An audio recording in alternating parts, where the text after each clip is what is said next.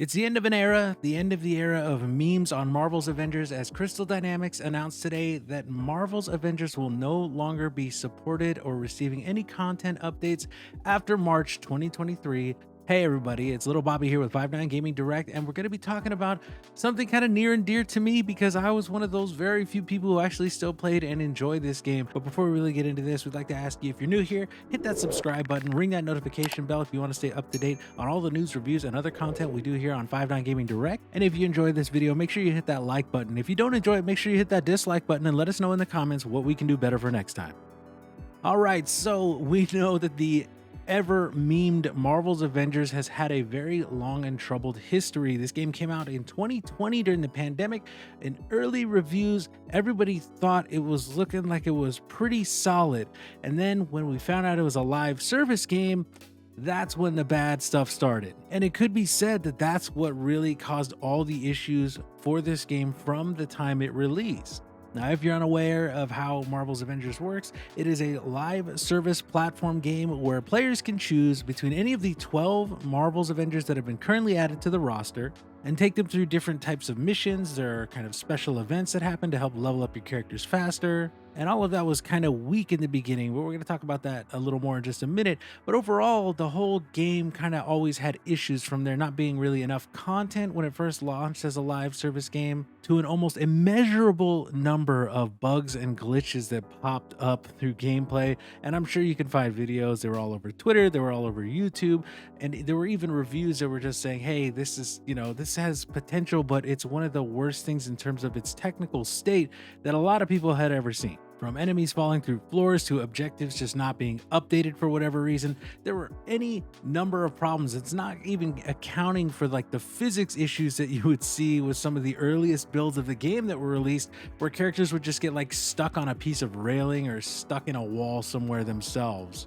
But as we said before, the biggest issue really was the lack of content for a live service game. A lot of the earliest parts of the end game were simply just players running around doing the same set of missions, and it was a really limited number of missions at a time due to how they structured the world map when the game initially released. See, back when the game first came out, you would have something like 15 to 20 missions over the different areas on the world map at a given time, and then that would go on a kind of rotating timer, and every few hours it would switch over, and then you'd have another set of missions that you could run.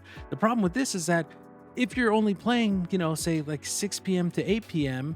every night, because that's like when you get off work and you set aside your time for gaming, you're only going to be able to run that small set of missions. You have no real choice other than whatever they present you with that time. And that was a big complaint early on, which was eventually rectified. They did open up all missions, which I thought was a great change because it allowed for much more variety. The game actually did have something like 75 or 80 missions, I think, in total, if I'm not mistaken. And being able to choose from that whole set of missions instead of like, only a fifth or a quarter of those missions was really a huge boon to the game that I felt like gave it much more replayability and kept it alive for as long as it did stay out. Now, Crystal Dynamics has been rumored to be kind of winding down on the production of Avengers for quite some time, and they did officially announce it today, January 20th, 2023, in a blog post on avengers.crystald.com titled Final Update on the Future of Marvel's Avengers. And in this post, they say, to our amazing community, after 2.5 years of introducing 12 of Earth's mightiest heroes, following update 2.8 on March 31st, 2023, we will no longer add new content or features to Marvel's Avengers. All official support for the game will end on September 30th, 2023. Even after official support ceases on September 30th, 2023, both single and multiplayer gameplay will continue to be available. See below for more information. Update 2.7, which added the Winter Soldier hero and Cloning Labs Omega level threat, is the last new content to be added to the game. No new cosmetics are coming to the marketplace, and all final balance updates will occur in Update 2.8 in March. Along with the end of development, we will also be turning off the cosmetics marketplace. When Update 2.8 launches on March 31st, 2023, credits will no longer be purchasable, and all remaining credit balances will be converted into in-game resources to aid ongoing adventures. Here's a table of the resources that will be granted based on existing credit balances.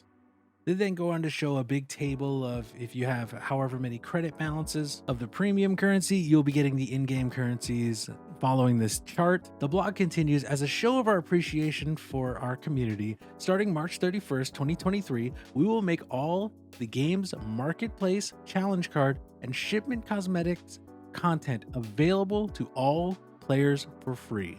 Every single outfit, takedown, emote, and nameplate from the marketplace, challenge cards, and shipments will be free for all players from this date onward if you own a copy of the game. Gifting the full library of marketplace cosmetics is a way to thank our community by letting everyone experience the breadth and depth of content in Marvel's Avengers.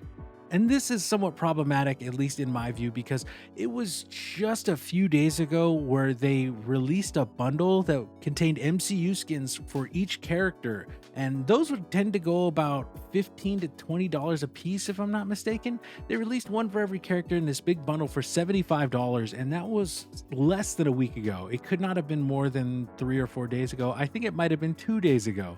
But that is a huge issue, and as much as I love this game, and I thought Crystal Dynamics was really trying their best, even though they were ill-equipped to handle this type of game, I still thought this game was pretty fun, and I had fun logging in and leveling up a new character when they came out and finding what kind of builds were cool and fun to play with. But all of that really means nothing, and it's just nothing but bad faith, because they knew within the last week that they were going to be shutting down this game and offering all cosmetics free to everyone. And that was like their last ditch effort at a cash grab from this game for those dedicated people who saw that and thought, hey, you know what? Usually these are like 20 bucks each or 15 bucks each. And man, that's a really good deal for a skin for every character from the MCU. As much as I've let this game slide on a lot of stuff, yeah, there have been technical bugs and glitches, but I've played much glitchier games than Avengers, trust me. Them putting out those skins in the last days before they say, hey, you know what, by the way, everyone's getting everything for free, that money is not going to support the game. And the people who might have bought that have been probably looking at it going, you know what, I'll get all these skins and hopefully I can get, at least one more piece of new big content. Because as much as people do like to meme on this game, some of the content has been really good. The War for Wakanda expansion especially has a really, really great feel to it. The new areas look great. They really tightened up a lot of the gameplay and fixed a lot of the bugs, although some still persist even 2.5 years later, which is somewhat frustrating sometimes. But if you enjoy the game, you kind of learn to deal with it. I mean, I'm a Destiny 2 player, so of course I know about games that really, they miss the mark sometimes. And as good as Destiny 2 is, it wasn't always there, right? If you played Destiny 2 through Curse of Osiris, you could see how bad a live service can get. And unfortunately for those who really were fans of this game, Avengers never really found its footing after people found out it was a live service game. It's kind of like the fact that Suicide Squad was kind of recently hinted at being a live service game. We're going to have a video on that coming out pretty soon. But people tend to see these and go, oh, live service game, bad no matter what. And that's not necessarily always true, because some of them do really end up working out. Case in point, like Warframe, Fortnite is technically a live service game. It keeps evolving, keeps having new content all the time. Destiny 2 now is in a great spot, but you do also get those games like Marvel's Avengers, like Anthem, where they come out and they're just destined to fail because that first impression is so bad, they never really have a chance to recover. And as much as I was really pulling for Marvel's Avengers, and as much as I do enjoy logging back into it sometimes, trying out some new builds, seeing if I can find new gear, seeing if I can clear the raid with a group of randoms, it's looking like Marvel's Avengers has become the latest in a long line of live services to be put in the grave. Crystal Dynamics, you guys are great developers, and I will stand by the fact that if you can find this game for $5, it is absolutely worth getting to play through the single player campaign, because the campaign of Marvel's Avengers is great. It's just that Crystal Dynamics was not the company to turn this into a live service game. Hopefully one day maybe we see this tried again with the same IP, and we can see another one of Embracer's teams take over and really make this the live service that it could have been, because the potential was always there for these great characters to have great stuff. And I still stand by the fact that like moment to moment gameplay in Avengers is actually pretty fun, especially when you get your builds going all the way and you have your characters all the way leveled up. But overall, it's a sad day for those who play this game still. I'm still going to log into it and try and finish out all my characters, especially knowing now that, hey, I never have to worry about trying to keep up The game is just going to go until it goes. But remember, this is a live service game, so one of these days, these servers are going to shut down. And with the game being delisted from digital storefronts and basically probably everywhere else after September 30th, 2023, that means you're not really going to have an opportunity to get it again. Right now, I did see a sale for it on Steam for $8, so if you don't necessarily need to play with Spider-Man, $8 isn't bad. It can last you some hundreds of hours, especially if you play through all of the characters and get them all to max level. But for right now, it's looking like this is the end for Marvel's Avengers from Crystal Dynamics. What do you think about this big, not so surprising news that Marvel's Avengers is ceasing active development on this title? Let us know down in the comments below. Did you play the game? Let us know. Thank you again so much for watching today. I'm LittleBobby here with 59 Gaming Direct, and we hope to see you soon.